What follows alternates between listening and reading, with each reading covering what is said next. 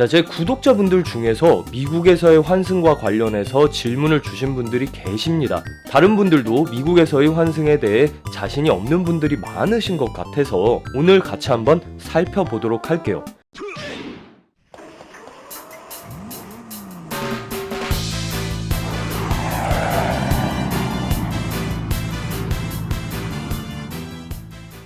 안녕하세요, 드로이센입니다.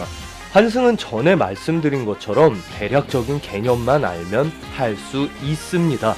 그런데 국가에 따라서는 보안의 이유로 그 절차가 복잡해 보이는 곳들이 있어요. 대표적인 곳이 미국입니다.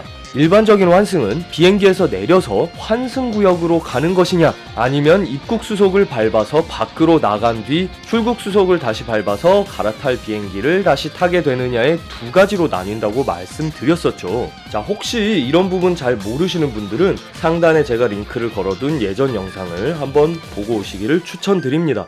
자, 이 두 가지를 정확하게 알고 있는 상태에서 환승구역으로 가서 환승을 하겠다라고 생각을 하고 계시던 분들이 갑자기 입국 수속을 해야 한다는 상황을 맞닥뜨리게 된다면 굉장히 불안하겠죠. 그리고 환승에 대한 개념을 공식처럼 외우신 분들, 이런 분들은 더더욱 혼란스러우실 거예요. 근데 이게 굉장히 쉽습니다. 자세한 절차를 보기 전에 간단한 개념으로 먼저 말씀드리자면 이렇습니다. 미국은 항공기 테러 등의 문제 때문에 자국을 거치는 사람들과 짐에 대한 보안 검색을 추가로 합니다. 그러니까 우리가 환승구역으로 가는 도중에 나에 대한 확인을 한 번 더 하고 내 짐에 대한 확인도 또 하는 것이죠. 단순히 우리가 알고 있는 환승 절차에 이 두 가지 사항이 더 추가됐구나 라고 생각하시면 된다는 겁니다. 그럼 자세하게 한번 볼게요. 미국에서 비행기를 내린 뒤에 제일 먼저 가게 되는 곳은 출입국 관리소가 됩니다. US Customs and Border Protection이라고 되어 있는 곳으로 가야 하고요. 미국 영주권이나 미국 여권이 있는 사람이 아니라면 비지터라고 되어 있는 표지판을 따라가시면 됩니다. 그 앞에 가면 키오스크가 있어요. 여기에 가서 여권과 지문을 등록하면 입국 카드가 발급됩니다. 이걸 들고 US Customs and Border Protection에 가서 직원들한테 직접 심사를 받는 것이죠. 그런데 최근에 이 키오스크가 없어졌다는 얘기도 들리거든요. 뭐 지금은 있는지 없는지는 모르겠지만 이거 없으면 어떻게 할까요? 그냥 직원에게 가시면 되겠죠. 너무 어렵게 생각하실 필요 없습니다. 혹시 내가 키오스크를 못 찾아갖고 그냥 직원한테 바로 가게 되는 상황이 나오면 어떻게 하냐고요? 걱정하지 마세요. 주변 사람들 둘러보시면 됩니다. 주변 사람들이 하는 방식대로 따라 하시면 돼요. 쉽죠? 이렇게 해서 심사를 마치고 나오게 되면 짐을 찾는 곳이 보입니다. 배기지 클레임이죠. 마치 내가 도착해서 짐 찾는 것처럼 똑같이 짐을 찾으시고 그 짐을 다시 붙이게 됩니다. 다음 비행기에 실어야 되니까요. 짐을 붙이는 곳은 배기지 리클레임이나 배기지 리책이라고 되어 있을 겁니다. 한국말로는 짐을 다시 보내는 곳이라는 의미가 되겠죠. 이렇게 짐을 붙이고 나면 우리가 잘 알고 있는 그 절차만 남습니다. 환승의 가장 주된 목표, 내가 갈아탈 비행기가 있는 위치로 이동해서 가는 것이죠.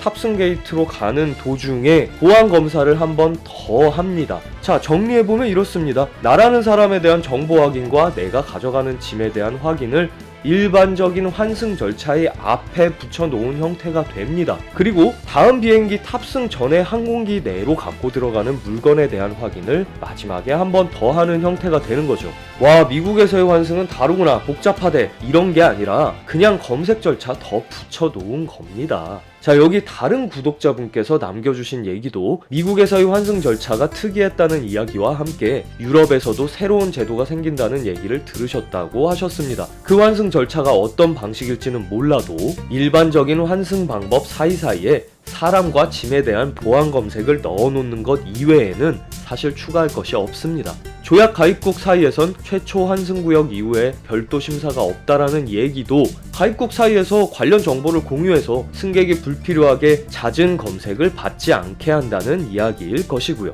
여하간 특별한 환승 방법이 있는 곳도 절대로 승객이 길을 잘못 들어서 헤매게 해놓지는 않기 때문에 이동하다 보면 반드시 거쳐야만 통과할 수 있는 포인트들이 기다리고 있을 거고요. 그걸 차분히 통과하면 끝난다는 것이죠. 혹시 헷갈리게 되어 있어? 이거 문제 생길 것 같은 구조야. 그렇다면 공항에서 직원을 배치해서 직접 안내를 해서라도 일방 통행길로 만들어 놓습니다. 공항은 넓기 때문에 확신 없이 여기저기 다니다가 나 헤매고 있다 이런 느낌을 받을 수도 있겠지만 사실 그렇지 않습니다. 그냥 각 포인트 사이에 이동하는데 시간이 좀 걸리는 것 뿐이잖아요. 그래서 환승에 자신이 없는 분들은 환승 시간을 여유 있게 설정하시거나 아니면 미리 인터넷 검색을 통해서 환승할 공항의 구조를 살펴보고 가시는 것을 추천드립니다.